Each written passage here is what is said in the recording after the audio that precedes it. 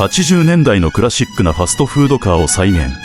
第2話、今回の最重要ミッションは、エンジンを始動させて、その状態が良いか悪いかを確認すること。この車のエンジンは座席の下にある。助手席がちょっと邪魔だから、まずこれを外さないと。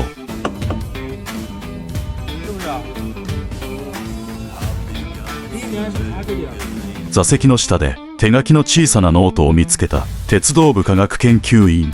3例番、発行日は1990年って書いてある。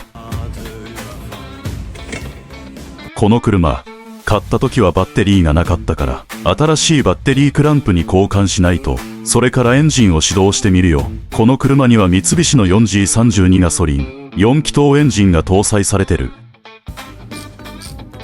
排気量はまだよくわからないけど、新しいバッテリー買ってきたけど、ちょっと大きい。とりあえず配線をつないでみるよ。バッテリー装着完了。さあ、エンジンをかけてみるぞ。ニュートラルはこうやって上下に動かす。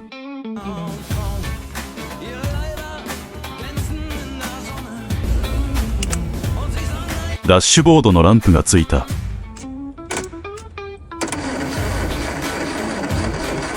あるおじさんが言ってたよ。回れば動く。まず、キャブレターを外してクリーニングしよう。このキャブレター、めっちゃ汚れてる。ほんと、ひどい状態だ。このキャブレター、ツインキャブなんだ。普通の車はシングルキャブなのに、綺麗に洗ったら、キャブレターを元に戻して、エンジンのシリンダー圧力、スパークプラグ、燃料ポンプをチェック。スパークプラグは新しいのに4つ交換した。元の燃料ポンプはもうダメになってたから、新しい外部燃料ポンプを取り付けた。燃料ポンプと燃料ラインをつないで、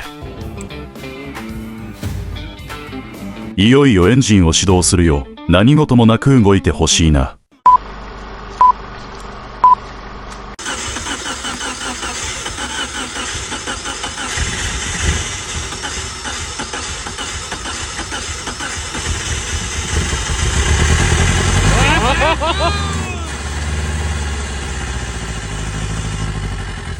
ついに、この三菱デリカ版のエンジンが完璧に始動した。次回もお楽しみに。フォローしてね。